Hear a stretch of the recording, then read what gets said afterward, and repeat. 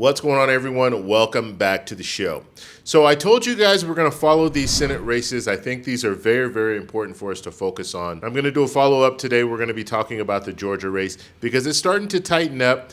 And so we have some different polls coming from different places. We'll take a look at those polls, and then we're going to talk about what this means for moving forward with legislation in 2023. But first off, on this channel, we talk about money and retirement. If that sounds like something interesting to you, please subscribe to the channel and hit that little bell notification. That way you get notified anytime we put out a video. And like always, if you see my name and a picture of me in the comment section, make sure you see a check mark next to my name. That check mark signifies that it's me. If you do not see that check mark, it's not me. It's someone trying to impersonate me. Okay, so let's go ahead and take a look at the numbers here.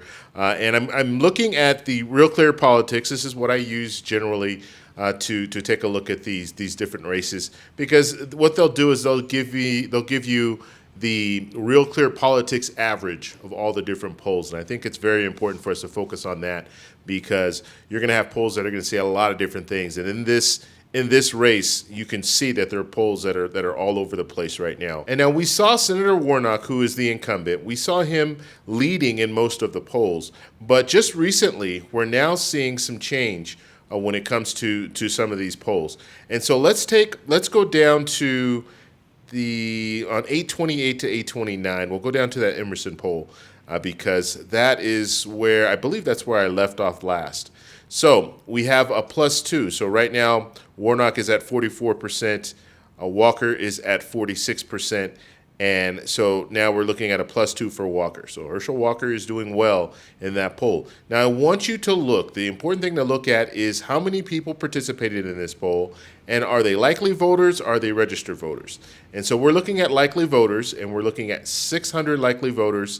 And then look at the margin of error. This is very important as well, because the margin of error is 3.9. And so when we look at the overall, Walker is up +2, but that's within the margin of error. So it's very important for us to look at that, because what that could mean is that really it's a tie if you're looking at that poll, even though it's showing Walker ahead. Okay, let's move up one, the insider poll.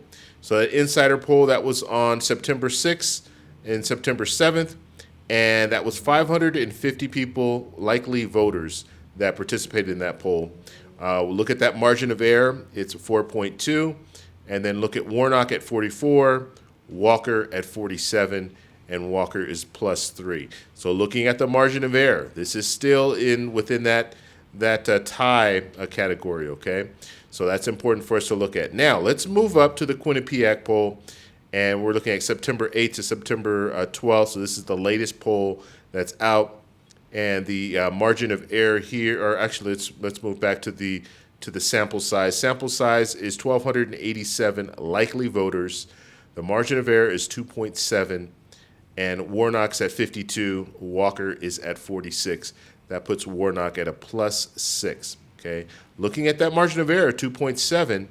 Warnock is over that margin of error. So in this situation, you can look at it and say, okay, Warnock this is not a tie. Warnock is leading this poll. Now, looking at the Real Clear Politics average, we're looking at 46.8 to 46.8, and we're looking at a tie. So that is what they're saying when it comes down to it. So what does this all mean?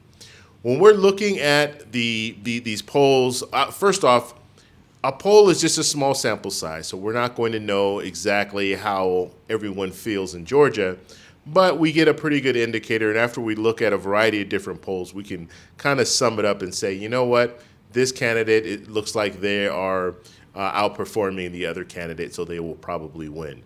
Right now, it's hard to tell, right? We're looking at a pretty much a dead heat. And when I talked about this last week, I actually gave Walker the advantage and put the state in a likely Republican category, meaning that the Republicans will probably take that seat. So this is important because the Democrats need as many seats as they possibly can. They need to be able to maintain a leadership in the Senate. And if Democrats want to move forward with any legislation through reconciliation, they need more than the 50 Democrats. They need 51, 52. And so we're going to be watching all these races. But right now, yes, it is tightening up. It looks like Walker is neck and neck with Warnock. We'll have to see if they do a debate. When they do the debate, and they're kind of going back and forth when it comes to debates.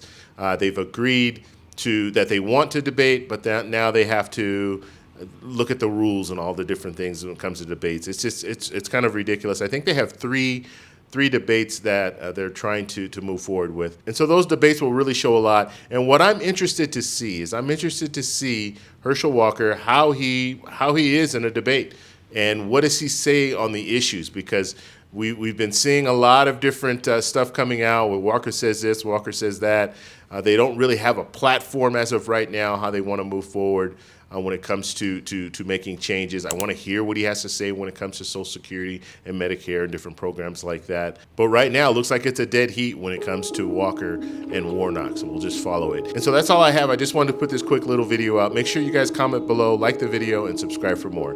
Talk to you in the next one. Bye.